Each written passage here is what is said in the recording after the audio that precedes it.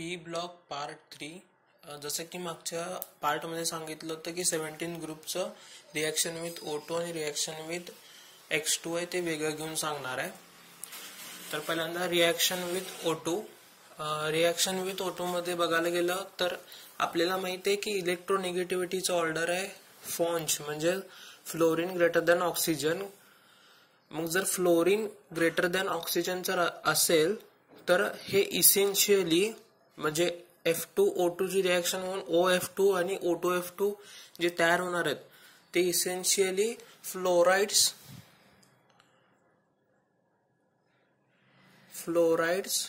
Of oxygen असणार आहेत, ना की ऑक्साइड्स ऑफ फ्लोरीन.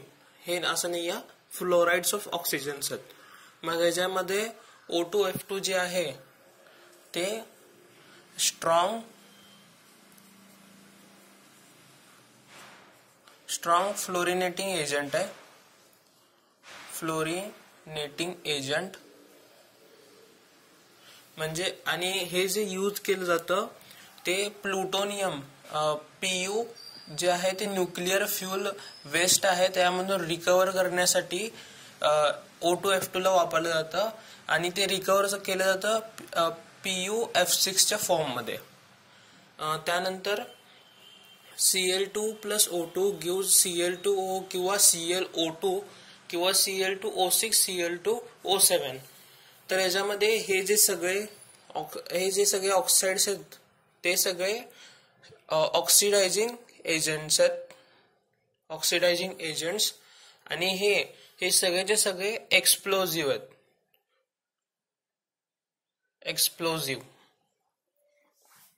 त्यानंतर Br2 plus O2 can give Br2O, BrO2 किंवा BrO3. त्यानंतर I2 plus O2 can give I2O4, I2O5 किंवा I2O7. आता याच्यामध्ये हे तिन्ही जे आहेत ते ऑक्सिडायझिंग एजंट आहेत, सोबतच सॉलिड आहेत आणि मेन म्हणजे कलरफुल आहेत.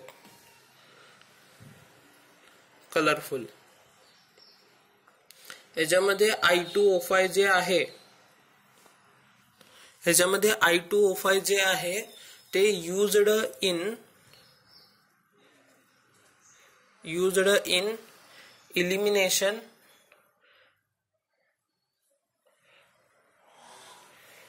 ऑफ CO म्हणजेच कार्बन मोनॉक्साइड इन ऑटोमोबाईल्स.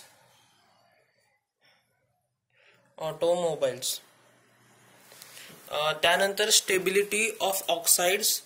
याच्यामध्ये जे आहे Cl आणि ऑक्सिजन यांचं साईज जे आहे ते कम्पेरेबल आहे, त्यामुळे त्यांनी डबल बॉन्ड फॉर्म करू शकतात.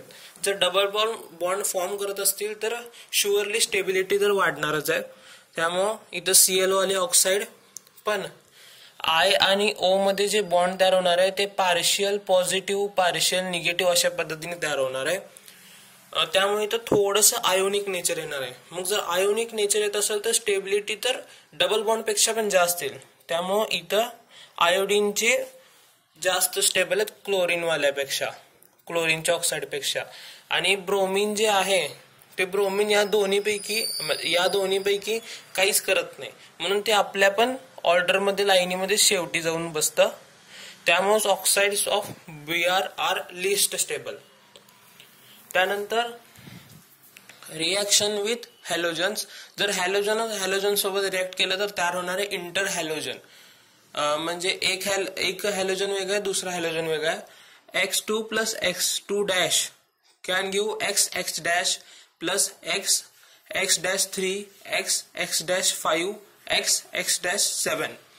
तर जे इंटर हॅलोजन आहेत आपल्याला माहिती आहे इलेक्ट्रोनेगेटिव्हिटीचं 17 ग्रुप मध्ये ऑर्डर फ्लोरीन, क्लोरीन, ब्रोमीन आणि आयोडीन. हे 17 ग्रुप मध्ये इलेक्ट्रोनेगेटिव्हिटीचा ऑर्डर आहे. जर इलेक्ट्रोनेगेटिव्हिटी मागं पुढे आहे तर आपणच इंटर हॅलोजन आहेत ते पोलर होणार आहेत, पोलॅरिटी येणार आहे.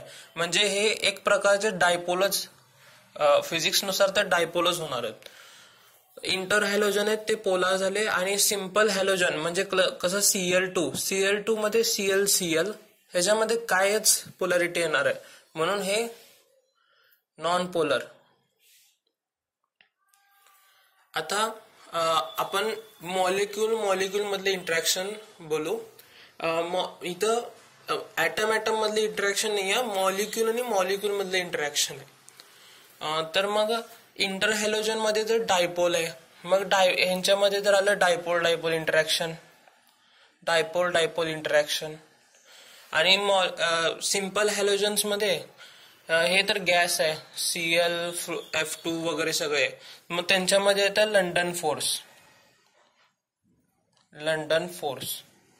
मग आता आपल्याला पण माहित आहे डायपोल इंटरॅक्शन आहे ते जास्त स्ट्रॉंग आहे, म्हणून molecular attraction in inter halogen is greater.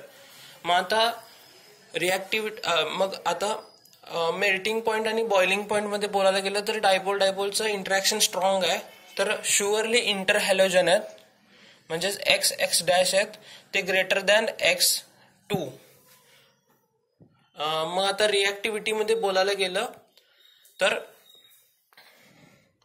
तर इंटर हॅलोजन मध्ये डायपोल आहे, म्हणजे ते थोडं आयोनिक नेचर शेअर करत आहे.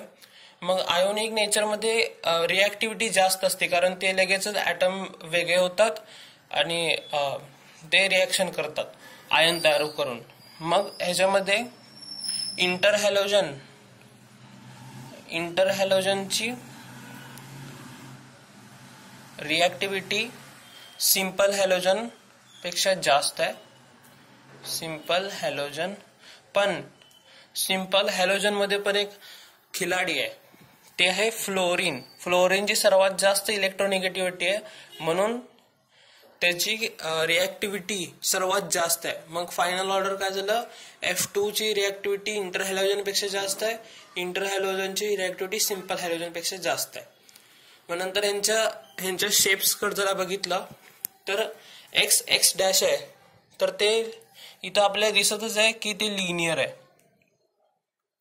या ऍटमच्या या बाजूला एक ऍटम आहे आणि बाकीच्या तिन्ही साईडला लोन पेअर आहेत. आणि x डॅश 3 मध्ये इकडे वरती x डॅश, इकडे एक x डॅश, इकडे एक x डॅश, आणि इकडे 2 लोन पेअर. हे झालं बेंट टी शेप. आणि याच्यामध्ये x डॅश 5 मध्ये हे एक स्क्वेअर आहे प्लेन मध्ये, आणि वर खाली, म्हणजे हे square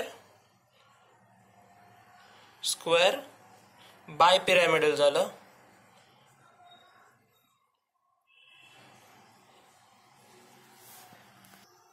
sorry square by pyramidal नाहीये, वरच्या बाजूला एक लोन पेअर आहे, त्यामुळे नुसतं हे स्क्वेअर आणि खाली एक बाय येणार नाही, स्क्वेअर पिरॅमिडल येणार आहे. आणि x डॅश 7 मध्ये पेंटॅगोनल पिरॅमिडल शेप येणार आहे, पिरॅमिडल.